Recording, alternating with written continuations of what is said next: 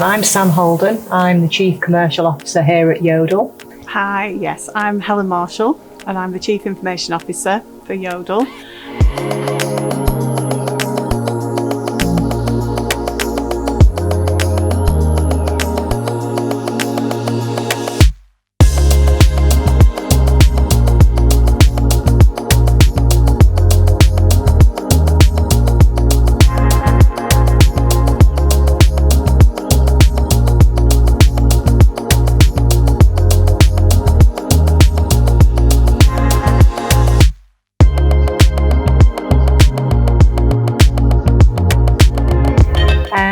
Thanks for saying it's a successful position. I hope it is.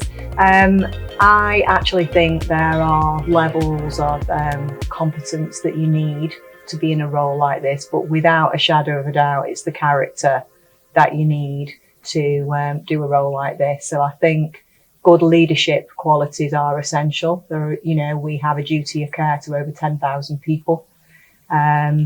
And positivity. If you're not going to be positive in this role, then trust me, you need to stay in bed. So the character required is real tenacity too. So I would suggest that getting to this level of leadership is the easy bit. Retaining it, maintaining it, and being successful in it is the challenging bit. So if you can take a little bit of challenge and be sympathetic and empathetic to people and be aware that not everybody is as driven. People have different motivations to come to work.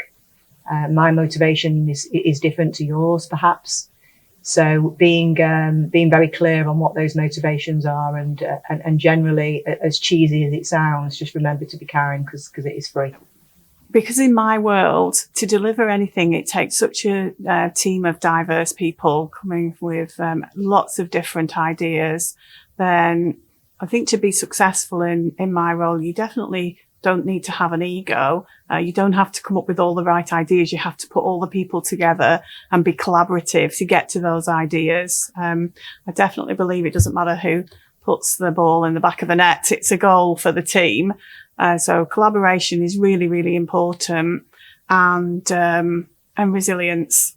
There's so much that you have to do, and we have a saying: "Fail fast." In an IT world, in an agile world, fail fast means don't waste a lot of time. You'll make a mistake, you learn from it, you get on with it, and you have to pick yourself up. So be tenacious and have resilience.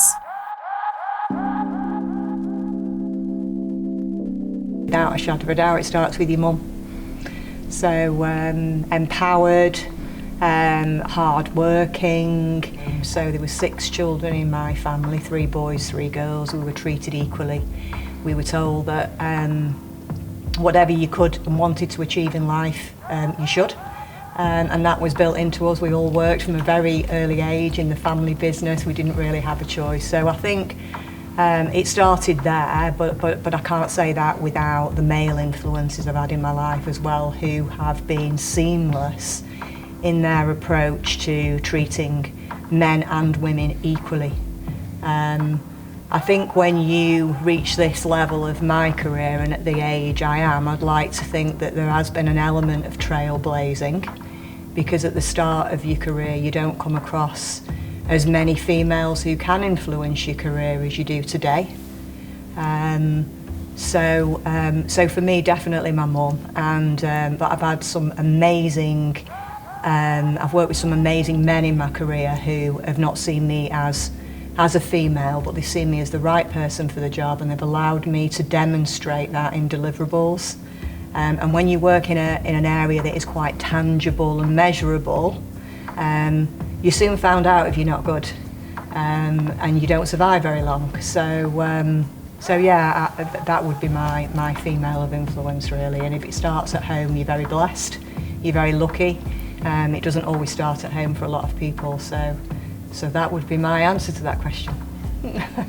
Being a working woman for so long, and I've worked through having all my children at a time when you couldn't talk about children and you could only have 13 weeks off, and there were not many women role models at work. And the ones that were there, they were role models for the wrong reason, because it was working out what was bad in the workplace and that you didn't need to do. So I think my answer to that would be I've had some great inspirational men that have really empowered me, and my gender has been insignificant. It's not an issue at all. But similar to what Sam was just saying, the people that are coming along now, over the last 20 years, I've had some amazing women in my team, and to help see them be the best person they can and develop, and they're now CIOs in other businesses. And seeing my daughters trailblaze as well. I think that who you find as inspirational as a woman, sadly for me it wasn't a leader above. And then I work with Sam, who is really, really inspirational, challenging, super supportive, and an absolute change agent and change for the good. So I think you get inspiration where you find it, not necessarily from a boss. Yeah. I had an experience where I had to fly to London on business and be collected by a driver. And I was really excited, felt really posh. First time it had happened to me, and I envisaged this person standing there with my name. And I got to Heathrow, and sure enough he was, and Sam Holden on a board. He completely blanked me, and I walked up to him and I went, "Hi, I'm Sam Holden," and he went, "Oh, I thought you were a man," because my name was Sam, so I clearly disappointed there. But that was a very visible, you can't be Sam Holden, you're a girl, was probably the first time I'd come across somebody who was quite over gender focused, really. That was my first experience of that, and I was only really young, like early 20s, so yeah, stuck with me, that one. Yeah, when I was in my early 20s, I was taking on a big piece of work, and I was going to lead a transformation, and I had to meet with the board and with the unions for that. And the head of HR introduced me, and he said, "This is Helen. She looks like a bimbo, but she's not." From the head of HR. Times have changed. How mad is that? How mad is that? That's insane. Yeah. How did you react? Well, back in the day, you were in a male industry. They were all men in the room. I was a 26-year-old with blonde curly hair, and that's just how you were treated. And you sucked it up and got on with it. Yeah. And thought, I'll show you. And I've had situations where I've turned up as an operations director 3 roles ago, and they made a little parking space for me at the front of the building, and I walked in and there was 2 men in high-vis jackets, and I actually heard one of them say, "This'll be hilarious, it's a bird." Because again, they thought Sam Holden was a boy. And that drives me on more than anything else. It's like when you're a kid and someone says you can't kick a football, you're a girl, you know. It makes you more determined to demonstrate how you can achieve anything. What It makes you more determined. Is if they underestimate you. It's brilliant when they look at you and they have a perception, don't they, for what you are. Yeah, 2 exactly. blonde women's coming in. Don't underestimate us.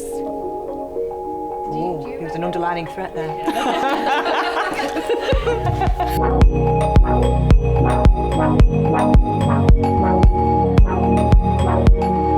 I think you've got to start with the end in mind and be true to yourself about what you want to do. Not what you can do or you think you can do, but what you really truly want to do. Because if you find that role that you want to do, it isn't work. And if you're the very, very best at being you in that role, you will succeed significantly quicker. There are no barriers if you want to succeed at being an astronaut anymore, or a racing driver, or all of those things we term as boy jobs. This is a male industry. Parcels get messy. There are 185 million of them going to be moved around this year in this organisation alone. And we have some very, very strong female leaders in this business at exec level and below. So decide what it is you want to do and be really clear in your mind when you're making your educational choices and you're choosing your influencers, and you should just go for it.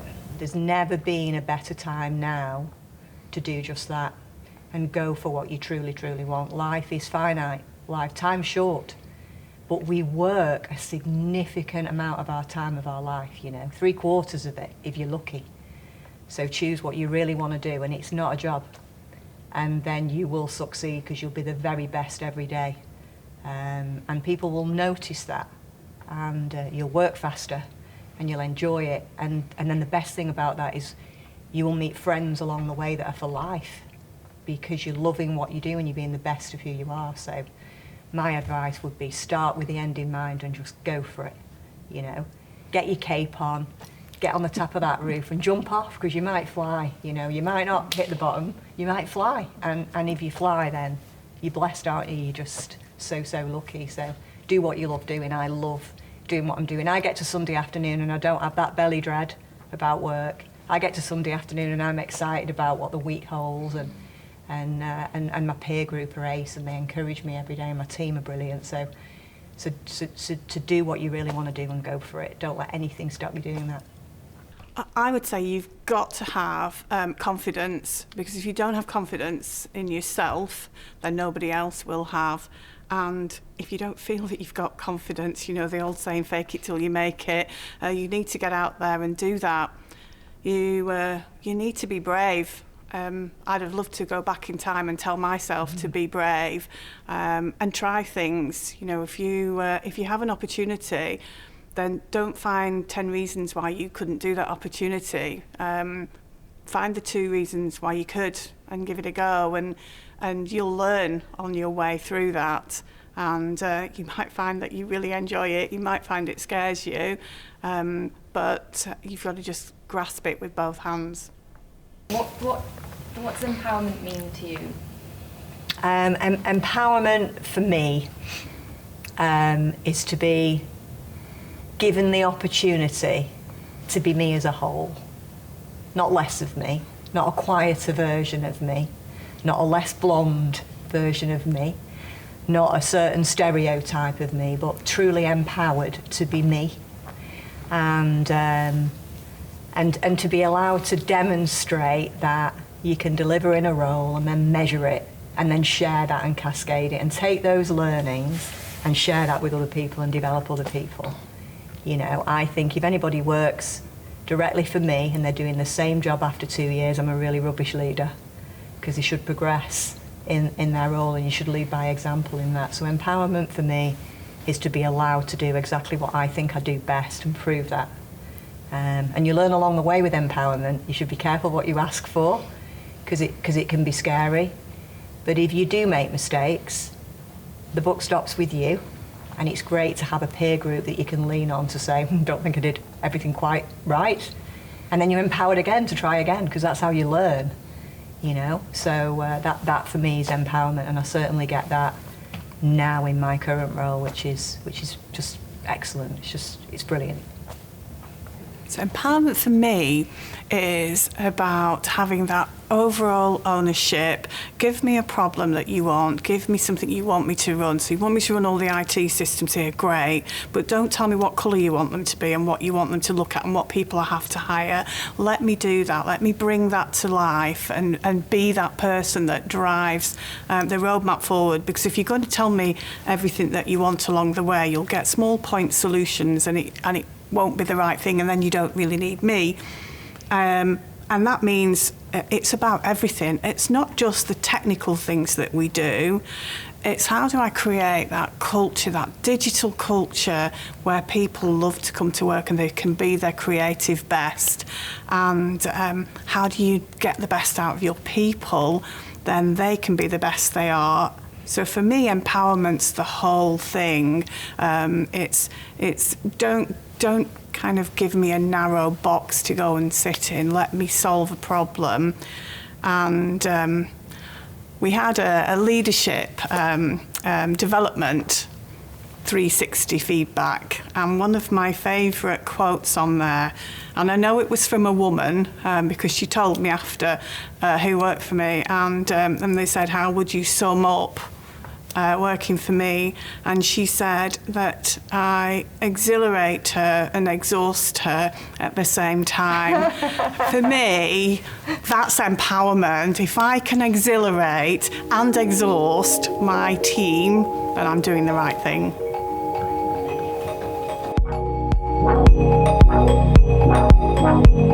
My big advice to women today is leave gender out of it.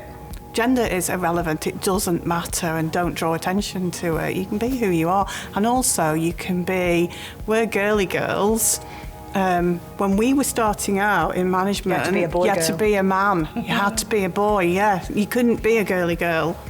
So have you had have you been able to kind of change that? Yeah, you can be your own person. You can bring all of you to work. Don't be any now. less of you. That is the only exit. You know, I'm a lot. I know I'm a lot. And I'll be a lot for a lot of people, but they're just not my people. Yeah. You know? Are we done? Thank you. Do you want to join Yodel? Have we sold it to you?